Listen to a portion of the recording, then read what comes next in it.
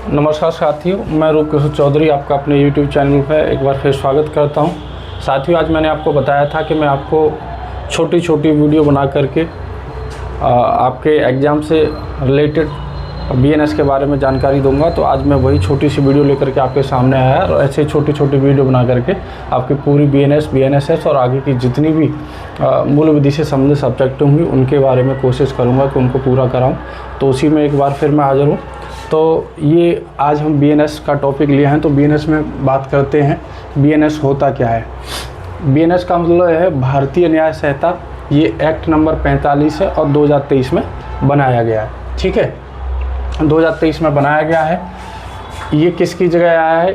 ये IPC जो 1860 से चल रही थी अंग्रेज़ों के ज़माने से, उसकी जगह पे आया है। IPC को इसने रिप्लेस किया है। वैसे इसमें ज़्यादा कुछ चेंजेज हुए नहीं हैं, वही जो धाराएं IPC में दी थी वही धाराएं इसमें है। कुछ धाराएं बढ़ाई गई हैं और सबसे महत्वपूर्ण काम इसमें ये किया गया है, जैसे उसमें धाराएं एक जम्बल्ड फॉर्म में थी। जैसे महिलाओं से संबंधित अपराध थे तो कुछ जैसे 354 में हो गए, कुछ 376 में हो गए, मतलब एकत्रीकरण नहीं था उनका। तो इसमें धाराओं को एक जगह एक्यूमुलेट किया गया है, एक जगह इकट्ठा किया गया है ताकि उनको पढ़ने में समझने में आसानी हो सके। तो IPC की जगह ये आया है। एक्ट नंबर 45 है, BNS 2023। BNS में टोटल 20 अध्याय हैं, टोटल 358 धाराएँ हैं। अध्याय नंबर 1 में धारा 1 से लेकर के 3 हैं, धारा 1 से लेकर 3 है। और धारा 1 में बताया गया है इस अधिनियम के बारे में कि इस अधिनियम का नाम क्या होगा, कब लागू होगा, ये सब चीज़ें बताई गई हैं और किस किस क्षेत्र में लागू होगा।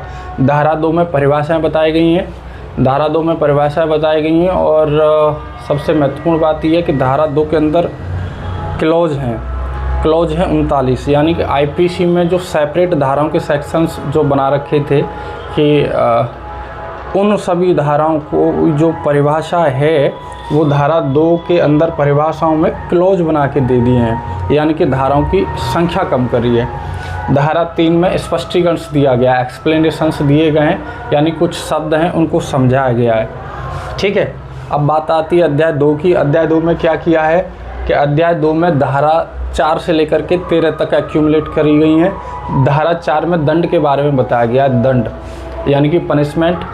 पहले IPC में शायद 5 दंड थे और मतलब कंफर्म नहीं हूँ मैं, लेकिन BNS में 6 तरीके के दंड हैं जो धारा 4 में बताए गए हैं। ठीक है, जैसे मृत्यु दंड हो गया, आजीवन कारावास हो गया और कारावास हो गया। कारावास 2 तरीके का है, एक कठिन कारावास जो सश्रम होता है जिसमें काम करना पड़ता है दंड जेल में रहने के साथ साथ, एक होता है सादा जिसमें काम नहीं करना पड़ता। ये 3 हो गए। चौथा होता है उसमें फॉरफीचर और प्रॉपर्टी, यानी कि किसी की संपत्ति को जब्त कर लिया जाता है। और एक 5वां जुर्माना हो जाता है, जुर्माना लगाया जाता है। और 6वां जो कि इसमें नया जोड़ा गया है वो होता है सामुदायिक सेवा, यानी कि किसी भी व्यक्ति को सज़ा के रूप में कोई ऐसा काम दे देना करने को, आप ये काम कर लो आपकी सज़ा माफ़ हो जाएगी। ठीक है, ये दंड बताए गए हैं 6 तरीके के BNS में। धारा 5 में दंडादेश का लघुकरण, यानी कि भारतीय न्यायालयों द्वारा अगर कोई दंड दिया जाता है तो उसका लघुकरण कौन कर सकता है, उसका कुछ भाग को या संपूर्ण दंड को कौन माफ़ कर सकता है? तो उसका आंसर होगा समुचित सरकार। समुचित सरकार का मतलब अगर कोई भाग किसी राज्य के अंतर्गत आता है तो उस राज्य का हेड या मुखिया, यानी कि जैसे राज्यपाल को ये शक्ति होती है और वो उसका लघुकरण कर सकते हैं। और अगर केंद्र सरकार की बात आती है तो महामहिम राष्ट्रपति महोदय उसका लघुकरण कर सकते हैं।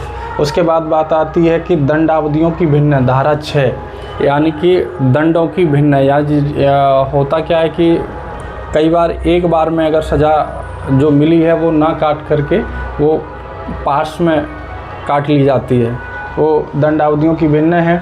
धारा 7 में बताया गया कि दंडादिष्ट कारावास के कतिपय मामलों में, कहने का मतलब ये है कि भारतीय न्यायालय चाहे तो, जैसे कि अभी हमने पढ़ा था कि कारावास 2 तरीके का होता है, एक कठिन कारावास और एक सादा कारावास।